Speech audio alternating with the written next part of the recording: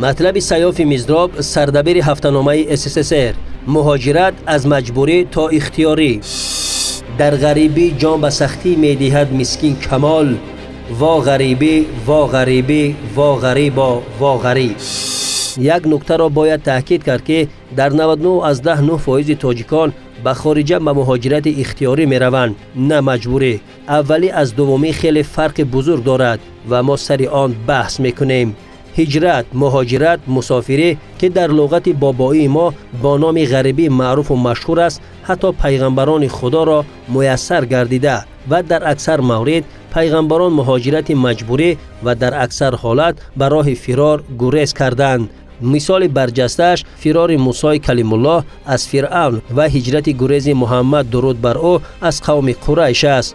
واقعا هم هجرت دومی حتی به کلندر اسلامی تقویم ما تاثیرگذار گردید. یعنی مهاجرت یک عمل معمولی است که در همه دور و زمانها بوده است. مهاجرت اختیاری برای دریافت روزی بیشتر و زندگانی فرع تهیه کردن نیز همه وقت وجود داشت. مثال برجسته مهاجرت برای دریافت پول و مال و منال هجرت مردم اروپا به امریکاست که آن را سفر به عالم کهنه به عالم نو خواندند. طور معلوم بعد کشف امریکا از سوی کریستوفر کولوم در اروپا خبر پهن گردید که در قطعه نو یعنی امریکا از آسمان زر می‌ریزد و از زمین طلا می‌روید و همه کوچ به سوی این قاره. در اروپا نه دوز ماند و نه غر، نه آدمکش، نه فتنه‌گر. اینها در امریکا آنقدر خون ناحق تو زمیز هندوان تهجایی را ریختند که 100 سالها در نامه اعمالشان سیاهکاری گردید. انگلیس و نمیس و فرانسوی و هلندی و اسپانی ها به افریقا و هند نیز همین گونه مهاجر شدند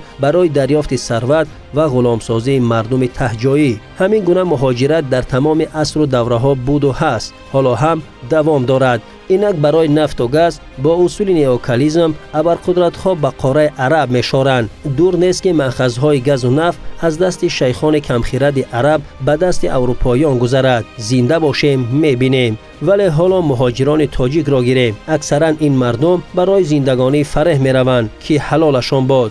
19 دکبر سال 2023 ساعت به وقت شرق آزاد و یا گژک 10:03 وقت همین مطلب را می نوشتم گرسنگی تاثیرگذار شد و خواستم نهار کنم. پایان شدم و در آشخانه آشیانه 2 با قربان احمدزاده ژورنالیست جوان سابق کارگر منبر خلق و رادیوی وطن دوچار آمدم. قربان قصه کرد معاش کم در این دو رسانه و بعدها کوی اطلاعات در روسیه طبعا با تشویق و ترغیب همدیارانش او را به مسکو کشید. 3 ماه عذاب و غربت، اذیت مهاجرت و فند هموطنان را خورده به تن افگار و صحتی از دست داده بازپس آمد. او گفت هر ستمی که من دیدم و هر تاجیک در روسیه می‌بیند از هموطن است. در اکثر مورد روس‌ها که اینجا از ایشان می‌نالیم بس با رحمتر از خود تاجیکانند. در 3 ماه 4 شهر روسیه را گشته یک تاجیک را ندیدم که دست تاجیک گیرد. خلاصه کلام سرگذشت افسانوی و دریافت گنج کوه قاف به نتیجه می انجامید و احمدزاده به تاجیکستان می آید. به همین ترتیب زیاد می شنویم و می بینیم و می دانیم که تاجیکان برای زندگانی خوب و بهتر می روند و معیوب و مجروح و فریب خورده بر می گردند. متاسفانه در غربت محض تاجیک بر تاجیک ستم می کند. چرا روسیه را مثال آوردیم؟ زیرا اکثریت کل مهاجران ما محض به همین کشور رخ می بندند تا صاحب تخت شوند.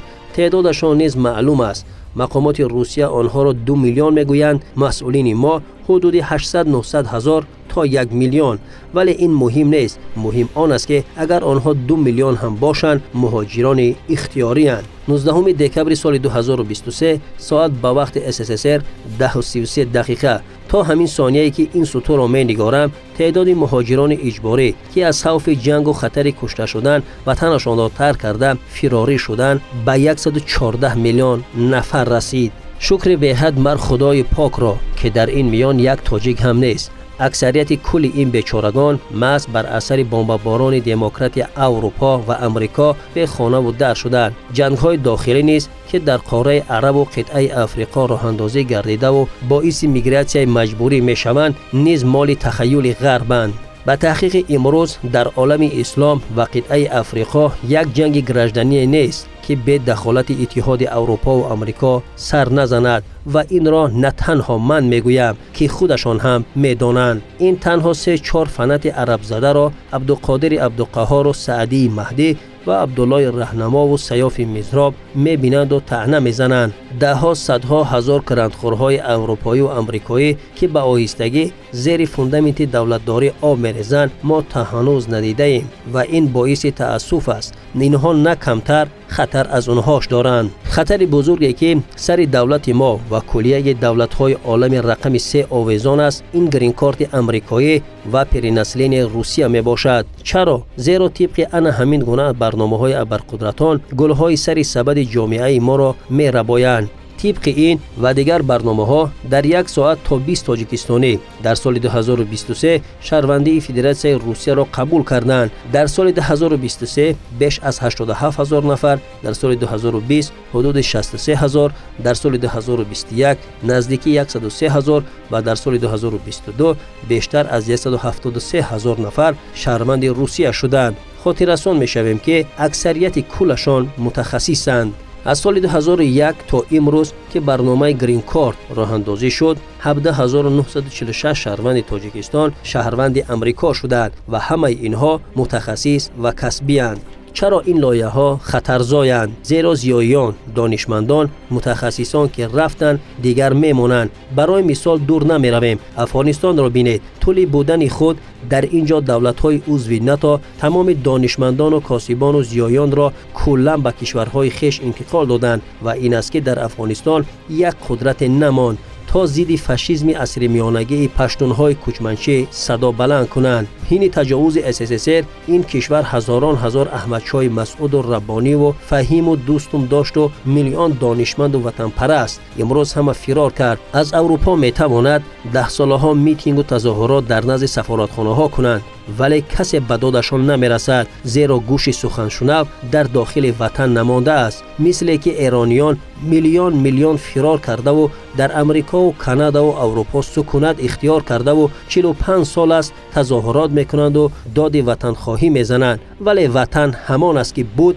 و در دست آخوند خواهد ماند. مهاجر اختیاری میتواند توسط دلخواه خودسر به وطن آید و در توی سور و مرگ و ماتم پیوندان شریک گردد. مرده اش را هم به وطن می آورند ولی وای آنهایی که مهاجر مجبوری اند. واقعا هم شنیده ام یک نفر که خود را مهاجر مجبوری حکم کرده است و در خارج پنهان گشته است برای روشن نشدن این فندش توی فرزندش را در همسایه کشور گذرانیده است گویا که در تاجیکستان او را داشته سود می‌کردند حال آنکه در اینجا او را کسی پیگر نمی‌کند و نخواهد کرد. وای بر چنینها که نزد خود و خدایشان دروغ میگویند.